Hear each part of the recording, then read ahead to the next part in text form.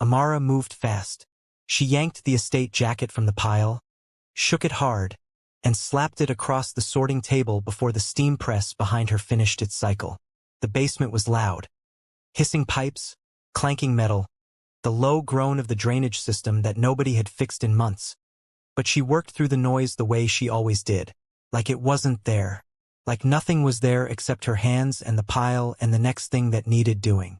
"You're going too fast again," said Lena, the girl at the press beside her. "You're going to miss something." "I never miss anything," Amara said. Lena sucked her teeth. "One day you will." Amara didn't answer. She was already on the next jacket. She had been at the Daesung estate for 14 months. 14 months of early mornings and late nights and the particular kind of exhaustion that comes not from hard work but from hard work in a place that doesn't see you.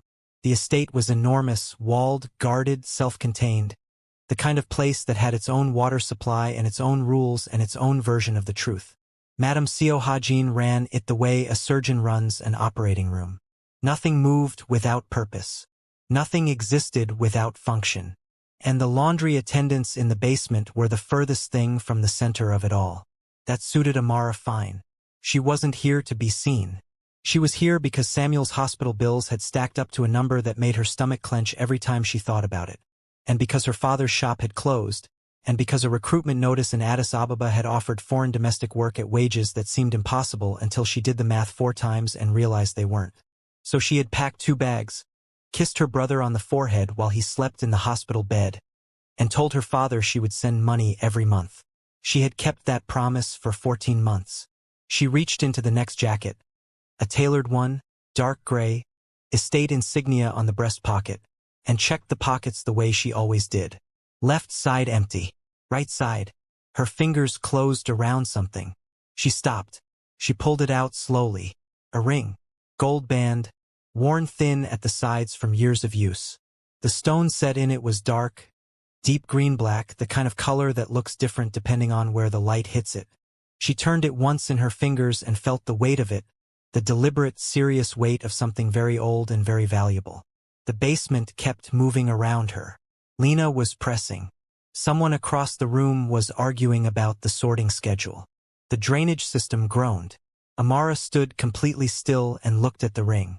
She thought about Samuel. She thought about the number his hospital bill had reached last month. She thought about her father's voice on the phone 2 weeks ago, carefully not asking for anything, which was worse than if he had asked. She looked at the ring for 3 full seconds. Then she put it in her apron pocket, stripped off her gloves, and walked toward the stairs. "Where are you going?" Lena called after her. "Back in 10 minutes, Amara said.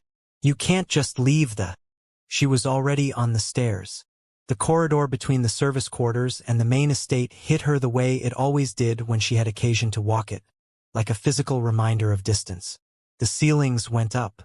The floors changed from concrete to cold stone. The light became warmer and more deliberate, the kind of light that costs money to get right. She had walked this corridor twice in 14 months. She kept her eyes forward and her steps even and did not slow down. A passing housemaid stopped and stared openly. Amara kept walking. She reached the carved double doors at the end of the east wing, straightened her uniform once, and knocked. 3 times. Firm. A pause that lasted long enough to be a statement. Then, "Enter." Seo Ha-jin was at her desk. The study was large and deliberately spare. 1 painting, 1 clock, a single branch of white flowers in a narrow vase. Ha-jin matched the room. She was a woman of perhaps 60, with the posture of someone who had never once in her life allowed herself to slouch, and eyes that moved with the quick, assessing intelligence of someone who had spent decades reading people and being wrong about very few of them. She looked up from her folder. Her eyes moved from Amara's face to her uniform to her hands. 1 second. Total. "You are from the laundry," she said. "Yes, madam." Amara stepped forward, reached into her apron pocket, and placed the ring on the desk between them. She kept her voice even. "I found this in a jacket from yesterday's collection. It was in the pocket. It belongs here." Ha-jin did not move. She looked at the ring. Then she looked at Amara. The silence that followed was the kind that has weight to it, the kind that presses on the chest if you're not used to it. Amara was used to it. She had grown up in a house where silence meant someone was deciding something, and the only thing you could do was stand straight and let them decide. She stood straight. Hajin reached out and picked up the ring. She turned it once between her fingers, the same motion Amara had used in the basement, and something moved behind her eyes. Too deep and too fast to name. "You may go," Hajin said. Amara nodded, turned, walked back to the door. She did not exhale until she was in the service corridor with the door closed behind her. She leaned against the wall for exactly 2 seconds, eyes on the ceiling, and breathed. Then she straightened up and walked back to the basement. Lena looked at her when she came back down. "What was that about?" "Nothing," Amara said. She pulled her gloves back on. "We're behind. Let's go." She went back to work. She did not know what she had just set in motion. She would not know for 3 days. On the 3rd day, the summons came before breakfast. Every member of the household staff, all floors, all departments, assembled in the main corridor at 7 in the morning. No explanation given. Amara stood in line with the others, hands clasped in front of her, and watched the far end of the corridor the way you watch a door when you don't know what's going to come through it. Hajin appeared with 2 senior attendants. She walked slowly, the way powerful people walk when they have nowhere to be because everything waits for them. She stopped in the center of the assembled staff and looked, without hurry, down both lines. Then her eyes landed on Amara. Precise. Already decided. "This woman," Hajin said, in a voice that carried to every end of the corridor without effort, "will marry my son." The silence that fell was the loudest thing Amara had ever heard. She felt every pair of eyes in that corridor shift to her face simultaneously. She felt the weight of it, the sudden, enormous, dangerous visibility of being pointed at in a room full of people whose survival depended on not being pointed at. Her face gave nothing. Her breathing didn't change. But her hands, hidden in the folds of her uniform, gripped the fabric so hard her knuckles ached. Hajin held her gaze for 1 more second. Then she turned and walked back the way she had come. The woman standing beside Amara, a senior floor attendant named Sujin who had been at the estate for 11 years, leaned fractionally closer and whispered, barely any sound at all, "What did you do?" Amara said nothing, because she already knew the answer. She had returned a ring. That was all. That was everything. Asterisk if you're already gripped. Good. Share this video right now because what happens next changes everything. And make sure you subscribe so you don't miss a single story. Asterisk. Kang Ryo was not what she had built in her mind. She had constructed him from fragments. Overheard conversations in the basement, the way people's voices changed when they said his name, the particular quality of silence that fell over a room whenever someone mentioned the heir to the Daesung estate. She had assembled these pieces into something predictable. A man who wore power loudly. A man who filled rooms by arrival. Someone obvious in the way that dangerous things are sometimes obvious, so you can see them coming. She was wrong. Their first real encounter happened 4 days after the announcement, at 5 in the morning, in the kitchen. Amara had come down because sleep had stopped cooperating and because early mornings had always belonged to her regardless of what else was happening in her life. It was the one thing that had stayed constant. Addis Ababa, the cramped apartment near Samuel's hospital, 14 months in a basement laundry room, and now this. The morning was still hers. She was heating water when the side door opened. Ryo came in wearing a dark coat, still buttoned, like he had just come from outside and hadn't decided yet whether he was returning. He stopped when he saw her. She stopped when she saw him. The kitchen held them both in a silence that lasted long enough to become a question. "I didn't know anyone was awake," she said. "I wasn't asleep," he said. His voice was quieter than she expected. He moved to the far counter, poured a glass of water, stood drinking it with his back half turned. She went back to the heating water. The kitchen settled around them, the low tick of the clock on the wall, the sound of wind against the high windows, the water beginning to move in the pot. She made coffee, set a second cup on the counter without thinking about it, without deciding to, the way the body sometimes does things the mind hasn't approved yet. He crossed the room and picked it up. They sat at opposite ends of the kitchen table and said nothing for a long time. Not the silence of strangers tolerating each other.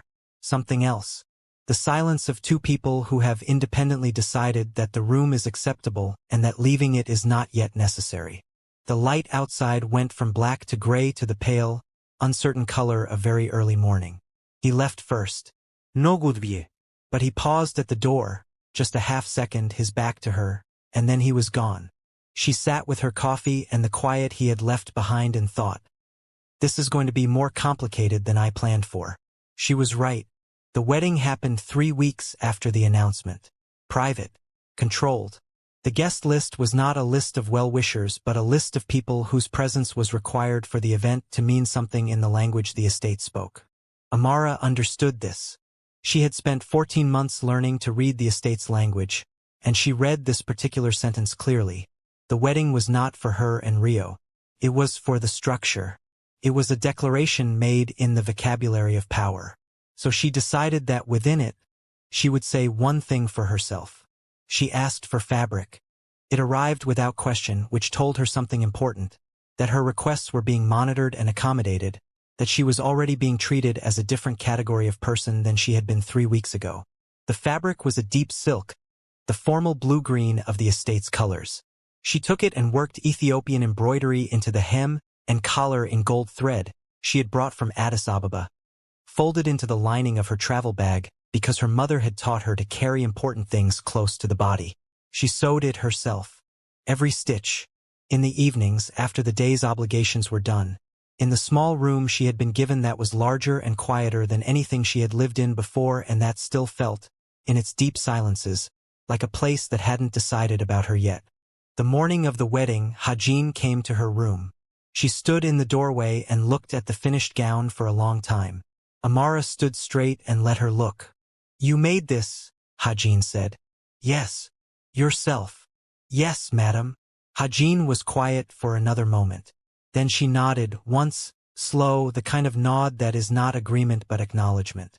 The kind that says, I see what you have done here. She turned and left without another word. Amara understood it as the most significant thing Hajin had said to her yet. The ceremony was brief. Ryo stood beside her with the stillness of someone accustomed to enduring formal events by removing himself from them internally. She stood beside him with the stillness of someone who had decided, in the days leading up to this, that if she was going to be here, she was going to be here. Present, awake, not managing her emotions from a careful distance. When it was over and the small assembled group was moving toward the reception, Ryo said, quietly, not looking at her, the gown. Yes, she said. It's not one thing, he said. Or the other. No, she said. It's not. He nodded once and walked ahead. She followed, and something in the distance between them felt, for the first time, like a measurement that could change. Life inside the estate after the wedding moved the way deep water moves, with a logic that is not visible from the surface. The wives of the inner circle received her with the careful, calibrated warmth of women who had not survived this environment by being careless about new variables. They smiled. They offered tea. They asked questions that were not really questions but probes, designed to locate the edges of her, to find out what she was made of and whether it was the kind of material that could be managed. Amara gave them nothing useful. She smiled back. She drank the tea. She answered the surface of every question and kept the depth of herself quietly out of reach. But she watched everything. She watched who deferred to whom when Hajin was not in the room. She watched which alliances held under pressure and which ones were purely performative. She watched the way information moved through the estate, who received it first, who received it filtered, who didn't receive it at all. She was building a map. Not because she intended to use it against anyone, but because she had learned early in life that the only way to be safe in an unfamiliar place was to understand it, and the only way to understand it was to pay attention when everyone assumed you weren't. Chayuna paid attention too. Ryo's intelligence advisor was a compact, still woman who moved through the estate like a system. Efficient, purposeful, never in a room without a reason to be there. She had 6 years at the estate before Amara arrived, and she wore those 6 years not with pride exactly but with the quiet authority of someone who understood the architecture of power in this place better than almost anyone else, and who had built her position on that understanding. From the day of the announcement, Yuna had looked at Amara with a particular quality of attention. Not hostility. Not yet. Something more precise than that, the focused, calculating gaze of someone who has identified a new element in an equation they thought they had solved, and who is now running the numbers again. She never said anything directly. She didn't need to. It was in the way conversations were redirected when Amara entered certain rooms. The way certain information arrived to her late or incomplete or not at all. Small frictions, carefully placed. Nothing that could be named or confronted, but all of it adding up to a clear message. You are being tested, and I am the one administering the test. Amara received this message and filed it. She did not react. She had grown up watching her mother navigate impossible situations with impossible grace.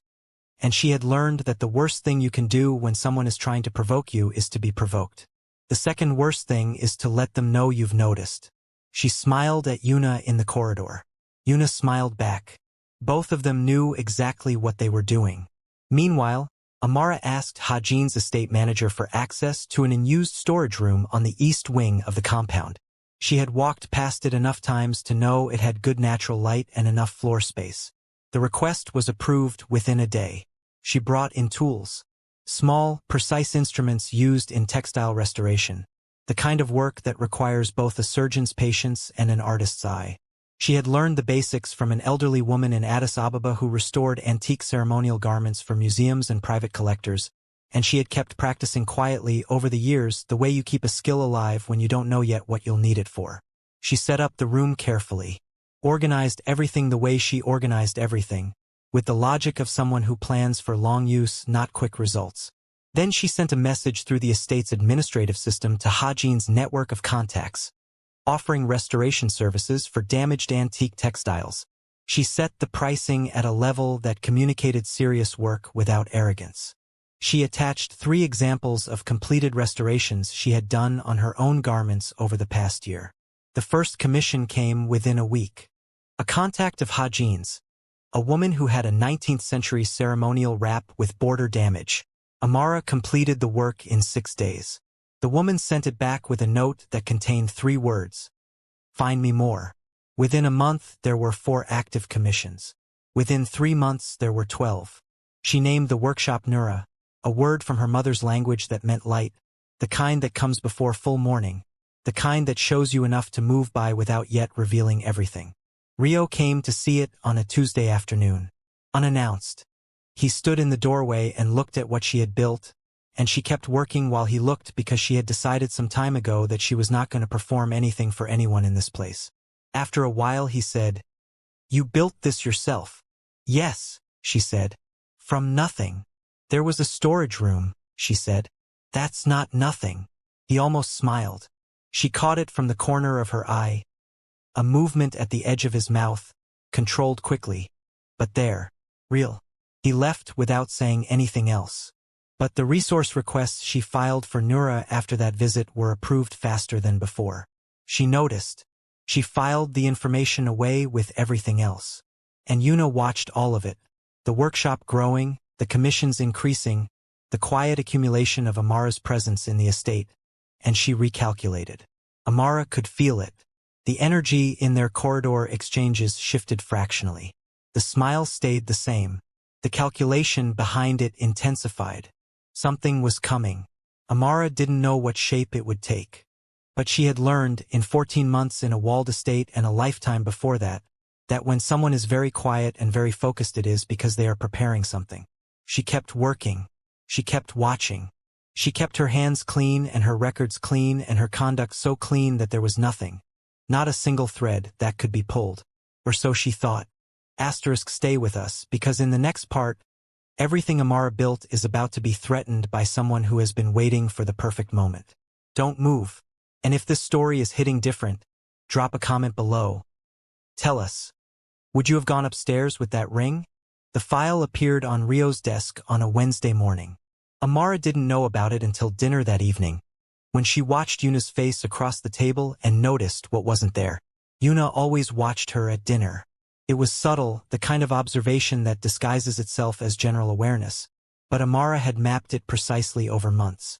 the angle of Yuna's head, the frequency of glances, the way Yuna's eyes moved to her whenever someone addressed her directly, checking for something, measuring the response. That evening, Yuna didn't look at her once. Not once. Through the entire meal. Amara set her chopsticks down very carefully and thought, something has already happened. This is not preparation. This is the aftermath. She slept badly that night. Not from fear, she had made peace with fear a long time ago, had learned to let it exist without letting it drive, but from the particular discomfort of knowing something is in motion and not yet knowing its shape. She lay in the dark and ran through every possibility methodically, the way she sorted laundry, examining each one and setting it aside until she had a working picture of what Yuna could have done and how. By 3 in the morning, she had a strong enough picture that she made herself stop thinking about it and sleep. The summons came the next morning at 9. Ryo's office was on the 2nd floor of the main estate building, a room she had been in twice before, once for a formal introduction in the weeks after the wedding, once to sign documents relating to the workshop's operational status within the estate accounts. It was a working room, not a display room. Shelves of physical files alongside digital systems. A desk that was always occupied, never decorative. The room of a man who actually used the power he had rather than simply exhibiting it. She came in and sat across from him without being asked to sit, because she had decided that morning that she was not going to approach this as a subordinate approaching a superior. She was going to approach it as a person with nothing to hide approaching a conversation she had not asked for. Ryo opened the folder on his desk and turned it toward her. Financial records. Nura's accounts or something wearing their structure. Transaction trails, dates, amounts, account numbers. A pattern of irregularities documented with the kind of precision that takes time and access to construct. She scanned it quickly. She had always been fast with numbers, one of the things her unfinished business degree had given her, and saw immediately what had been done. The architecture of it was almost elegant. Real account numbers, real dates, real transaction formats, but the flows were invented. Money that had never moved on paper. Destinations implied but not named.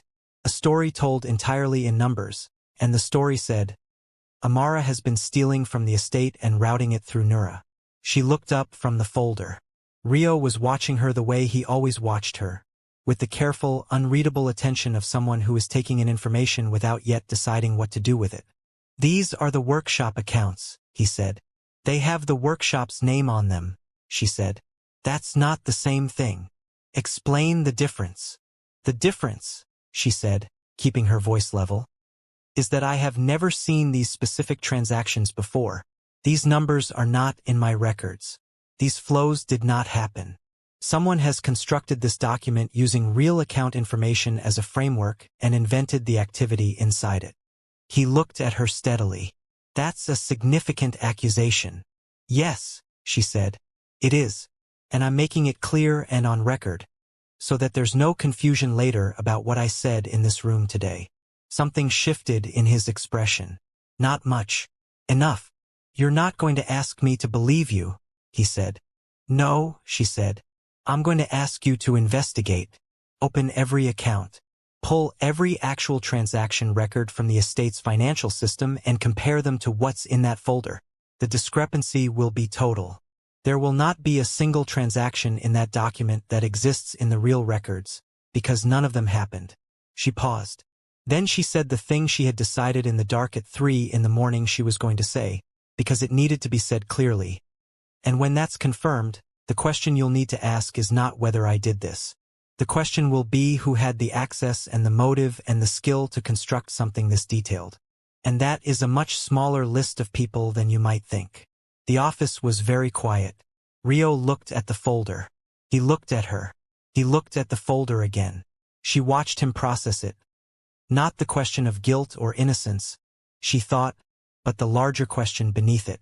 The question of what this meant about his house, his systems, the people he had trusted with access. She sat still and let him think. You're not afraid, he said. Not an accusation. An observation with something underneath it she couldn't fully read. I'm terrified, she said. I just don't see how performing it helps either of us. He looked at her for a long moment. Then he reached forward and closed the folder. He pressed the intercom. "Send Yuna in." Amara kept her face completely still. She did not look at the door. She looked at Ryo, and she held that eye contact because she wanted him to be looking at her. Not at the folder, not at the door, when Yuna walked in and saw that Amara was still sitting in that chair. The door opened 30 seconds later. Yuna stepped in. Composed, as always. Precise. She took in the room in one sweep. Ryo behind the desk, the closed folder, Amara seated across from him, and Amara watched the micro-adjustment happen behind Yuna's eyes. The recalculation. The rapid, invisible processing of a scenario that had not resolved the way it was designed to resolve. "The file you brought me," Ryo said. His voice was perfectly level. The kind of level that is not calm but is something more controlled than calm. "Where did it originate?" "The estate's financial monitoring system," Yuna said. "Flagged automatically and routed to my office for review." "And you reviewed it?" "Yes." "And brought it to me?" "Yes." "Given the amounts involved, it required your—" "I want a full audit of the filing process," Ryo said. "Starting from the monitoring system's source data. I want to know where each figure in that document originated before it was compiled. Every step. Full documentation." He paused. "I want it on my desk by Friday." Yuna was still. The composure didn't crack. She was too skilled for that. But the quality of it changed. Became more deliberate. More constructed. "Of course," she said. She looked at Amara then. One look. It lasted less than a second. In it was everything, the calculation, the cold reassessment, the understanding that something had not gone according to the plan she had built carefully and patiently over weeks. Amara received the look without expression. She gave nothing back. Not triumph. Not relief. Nothing. Yuna left. The door closed. Amara exhaled. Once. Quietly. She became aware, in the silence that followed, that her hands were shaking. Not visibly. She had them still in her lap, but she could feel it, the fine tremor of adrenaline working its way out of her system now that the room had contracted back to just the two of them. Ryo did not look at her. He was looking at the closed door with the expression of a man who had just understood something he had been close to for a while without seeing clearly. After a long time he said, "Go." She stood, crossed the room, paused at the door with her hand on the frame. She knew she should leave. She knew the clean, strategic thing was to walk out without adding anything, to let the moment settle the way it had settled. But something made her stop. Not impulse, not emotion, but the quiet, considered recognition that this moment was one of the ones that mattered, and that she wanted to mark it honestly. "Thank you," she said. "I didn't do anything," he said. He was still looking at the door. "I know," she said. "That's what I'm thanking you for." She left. She walked down the corridor and then down the stairs and then through the service passage, and she didn't stop until she reached the east wing and pushed open the door of Nura and stood in the middle of her own workshop surrounded by the tools and the work and the pieces in various stages of restoration. And then she sat down on the floor, just sat down back against the work table and put her face in her hands. Not crying. She wasn't crying. Just breathing. Just letting the shaking in her hands move through and out. Just being, for a few minutes, in the only room in the estate that was entirely hers. After a while she got up, washed her hands, picked up the piece she had been working on before the summons. A damaged ceremonial textile, border restoration on the left panel, 3 hours of work remaining. She threaded her needle, found her place. She worked until the light changed. That evening she wrote to Samuel. She wrote about a restoration she had recently completed. The way the repaired border had matched the original so cleanly that she had to hold it to the light at a specific angle to find her own seams. She wrote about the cold, which was different today, sharper than usual, the kind that gets into the building and stays. She wrote about the tea ceremony she had attempted to learn last week and failed at so comprehensively that the household instructor had actually laughed, which Amara suspected was not something she did often. She was halfway through the letter when she stopped, set the pen down, and in the quiet of her room, to no one, she said it. Did she choose me because I was honest? Or because I was manageable? The question sat in the room like a third presence. She had been turning it over for months without letting herself say it aloud, keeping it below the surface where it couldn't do damage. But it was there. It had always been there, From the moment Hajin had made the announcement in the corridor and Amara had understood, in the same instant, that her integrity had made her valuable to someone who collected useful things. A woman who returns a ring when no one is watching. A woman who stands without flinching when her future is decided publicly without her input. A woman who sits in an office under false accusation and does not break. Were these things integrity? Or were they just a more refined kind of obedience, the kind that looks like strength from the outside but is still, at its core, compliance? She didn't know.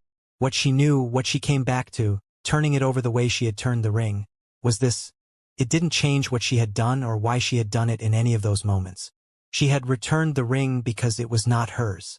She had stood straight because she had nothing to be ashamed of.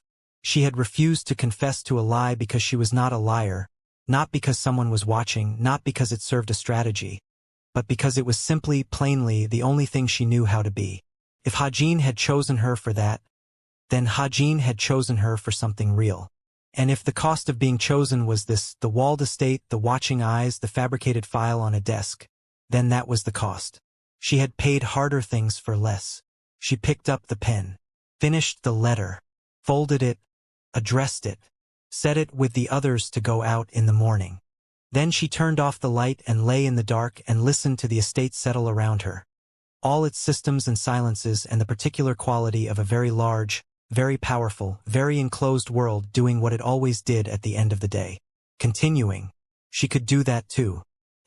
We are almost at the end, and I promise you the final part is the one that will stay with you longest.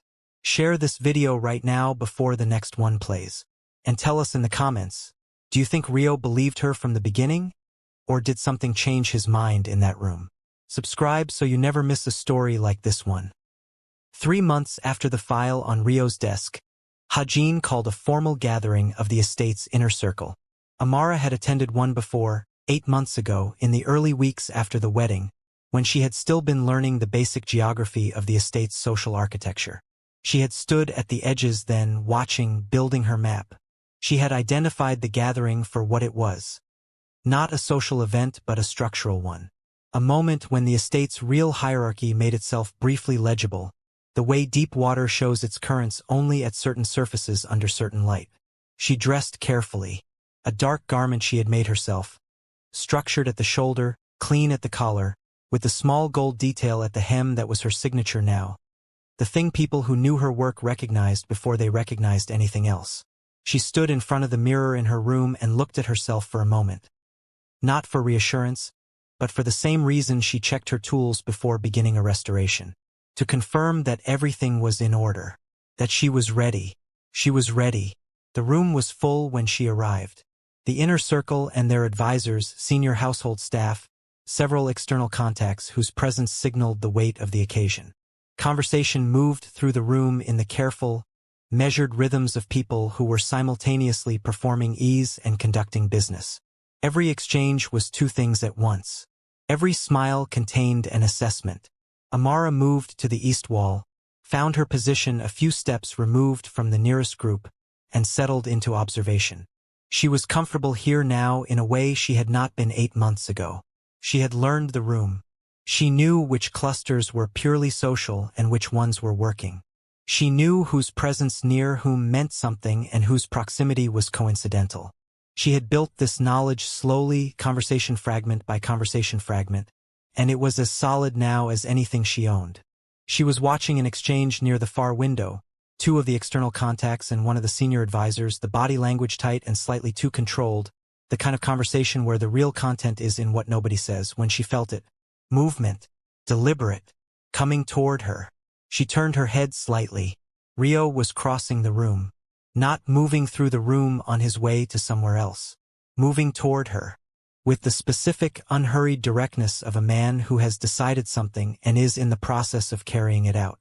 She watched him come and felt the room register it around her. The way attention shifted, the subtle reorientation of bodies, the pause in nearby conversations as people processed the direction of his movement and what it meant. He reached her, stood beside her, and then, without announcement, without preamble, without a single word of explanation, he reached down and took her hand. His hand closed around hers, firm and deliberate, and he stood there beside her facing the room with the complete stillness of someone who has made a decision that does not require the room's agreement but is being made in front of it anyway. The room understood. All of it. All at once. Amara felt the shift. Not heard it. Felt it the way you feel a change in air pressure before weather arrives. Conversations that had paused restarted in different registers. Eyes that had moved to them moved away again with the carefully managed neutrality of people recalibrating quickly. Across the room, she saw one of the inner circle wives look at her with an expression that had lost every trace of careful ambiguity and settled, finally, into something that was simply respect. And Yuna. Amara found her without looking for her, the way you find things you have been tracking peripherally for a long time. Stood near the center of the room and looked at them both with an expression that was entirely still. Not angry, not recalculating, just still. The stillness of someone who has finished a long computation and arrived at a result they did not want but have to accept. Amara looked straight ahead. She did not squeeze Ryo's hand, did not turn to look at him, did not perform anything for the room or for him or for herself. She simply stood there and let the moment be exactly what it was. A fact plainly stated, in a language everyone in this room spoke fluently. After a while she said, quietly, not turning her head, "You didn't have to do this here." "I know," he said. "You could have said it privately." "Yes," he said. "So why here?" He was quiet for a moment. Then, "Because you have been standing in this room and rooms like this one for almost a year, and you have done it without asking anyone in it to see you. I thought it was time someone did." She was quiet after that. Because there was nothing to say to that. Because it was the most words he had strung together in her direction in almost a year of carefully rationed language.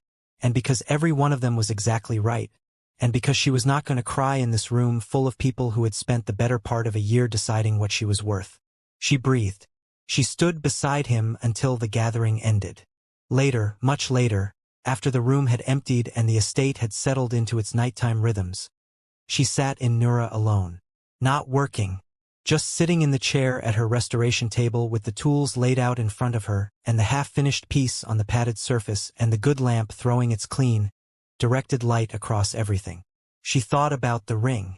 She thought about the moment in the basement when her fingers had closed around it and she had stood there for 3 seconds with the full weight of what it could mean to her. Samuel's bills, her father's voice on the phone, 14 months of early mornings and the particular exhaustion of being invisible. And she had felt, in those 3 seconds, every reason in the world to make a different choice. And she thought about how she hadn't. Not because she was brave. Not because she was strategic. Not because she had somehow known, in that basement under the steam and the noise, that the ring would change her life. She hadn't known that. She hadn't thought about what the ring would do for her. She had thought simply and only that it wasn't hers. That was the whole of it. The beginning and the end of the decision. It was not hers, so she could not keep it. She had not known that this simplest of facts would carry her to a walled estate in a cold northern city, and a workshop with her name on it, and a room full of powerful people watching a man take her hand. She had not known. But she thought, sitting in the quiet of Nura with her tools in front of her, that it wouldn't have changed anything if she had. Because the kind of person who returns a ring only when they know it will be rewarded is not actually an honest person. They are just a strategic one. And she had not been raised to be strategic about the truth. She had been raised by a mother who was gone now and a father who was still fighting and a brother who needed her. To be the kind of person whose hands stayed clean not because someone was watching but because that was simply who she was. It was the only inheritance she had brought with her from Addis Ababa. It was the only one that had mattered. She heard a sound at the workshop door and looked up. Ryo stood in the doorway. He had changed out of his formal clothes. He looked different, less assembled. The version of him that existed before the day required him to be fully constructed. He looked at her, and she looked at him, and neither of them said anything for a moment. "You're not working," he said. "No," she said. "Then what are you doing?" She thought about it. "Finishing something," she said. He looked at her for a moment with that careful, reading expression she had come to know, the one he used when he was trying to understand something that wasn't entirely available in language. Then he came in, sat in the chair near the door that she had placed there for clients but that he had claimed, in his quiet way, over the months of occasional unannounced visits as his. "The gathering," he said. "Yes," she said. "Was it?" He stopped. Started again. "I should have asked you first." "Yes," she said. "You should have." He nodded, accepting it, not defending it. "Are you angry?" he said. She considered the question seriously, the way she considered everything. "No," she said. "I'm not angry. I think what you did was real. I just would have wanted to choose it with you rather than receive it." He was quiet for a long time. "I'm not very good at that," he said finally. "Choosing things with someone. I know how to decide. I haven't done much of the other things." "I know," she said. "Does that?" "It's something that can be learned," she said. "If the person wants to learn it." He looked at her. "I want to learn it," he said. And it cost him something to say it. She could hear that. The slight roughness in it. The exposure of saying something true in plain language to another person and having no shield between the words and the air. "Okay," she said. She turned back to the unfinished piece on her table. After a moment she heard him shift in the chair and she knew he was settling in, the way he sometimes did. Not leaving, not requiring anything, just being in the room with her. They stayed like that for a long time. The good lamp burning. The estate is quiet around them. Both of them were exactly where they were. Years passed.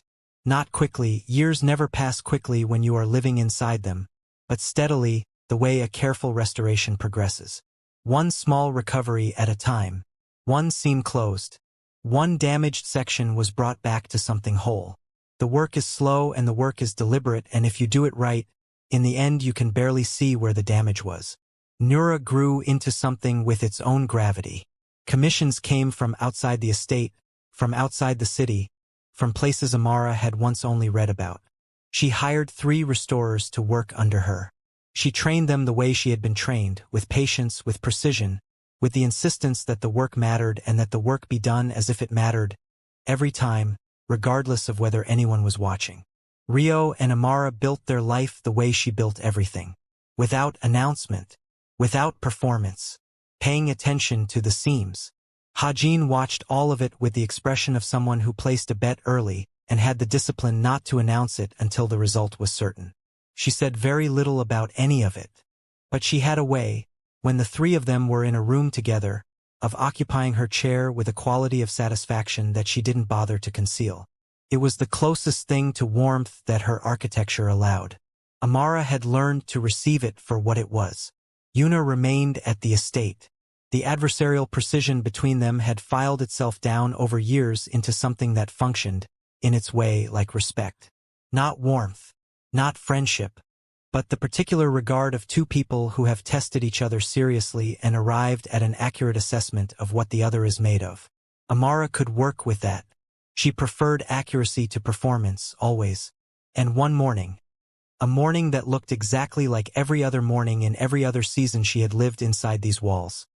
She came downstairs and found herself in the doorway of the laundry basement. She had not come down here with a purpose. She had been passing the corridor on her way to the east wing and her feet had simply stopped, the way the body sometimes remembers things the mind has moved past. She stood in the doorway and looked at the room. The press, the sorting tables, the pipes that still hadn't been fixed, the particular quality of light that came through the high narrow windows at this hour, and she felt it all the way through her. Not nostalgia. Something more honest than that. Recognition. The knowledge of where you started held clearly without flinching from it. A young woman was at the sorting table. New. Amara had seen her in the estate corridors twice in the past week. The careful, watchful eyes of someone learning a new geography. She was working quickly, with a seriousness that was not performance but habit. The kind of worker who is serious when no one is watching because they are serious, not because they have an audience. Amara watched her. The young woman moved through the pile, reached into a jacket, a tailored one, dark, estate insignia, and checked the pockets. Her hands paused. She pulled something out. Even from the doorway Amara could see the way the light caught the stone. The old, serious weight of it. She watched the young woman turn it once in her fingers. watched her face, the concentration, the stillness, the private internal weather of a person holding something that isn't theirs and knowing it. 3 seconds passed. The young woman put it in her apron pocket, pulled off her gloves, turned toward the stairs. She stopped when she saw Amara in the doorway. They looked at each other. The young woman's expression held a question she wasn't asking. The instinctive uncertainty of someone caught in a moment they thought was private. Amara looked at her face, at the particular quality of resolve in it, the set of the jaw, the eyes that were a little afraid and completely decided. She knew that face. She had worn it. She stepped aside. The young woman nodded once, quick, firm, and walked past her and up the stairs without looking back. Amara stood in the doorway of the empty basement and listened to the footsteps ascending. The press hissed. The pipes knocked. Steam rose from the drainage channel along the far wall. The whole familiar world of it, completely unchanged. She allowed herself one small smile. Then she followed. Because that was the thing about integrity. The thing she had learned not in a single moment but across years of small choices in rooms where no one was watching and in rooms where everyone was. It didn't end with you. It didn't belong to you. You carried it as far as you could carry it, and then you stepped aside and watched it move forward through someone else's hands. Clean hands. That was all it ever was. That was everything it ever was. She climbed the stairs and the estate received her, as it always did now, as it had learned to. Not as a laundry girl who had wandered into the wrong corridor, but as herself. Fully. Without negotiation. The morning light at the top of the stairs was the color of very early things. The color her mother had called the hour of beginning. The light that shows you enough to move by without yet revealing everything. Amara stepped into it, and kept going. Asterisk if the story stayed with you, then you already know what to do. Share this video with one person right now. Not later. Now. Someone who needs to be reminded that the quiet choices, the ones nobody sees, are the ones that build everything that matters. Leave us a comment below. Tell us, what would you have done with the ring? Would you have gone upstairs? And if you are new here, subscribe, because we tell stories like this every single week, and you do not want to miss what comes next. Like this video if Amara's story moved you. We will see you in the next one.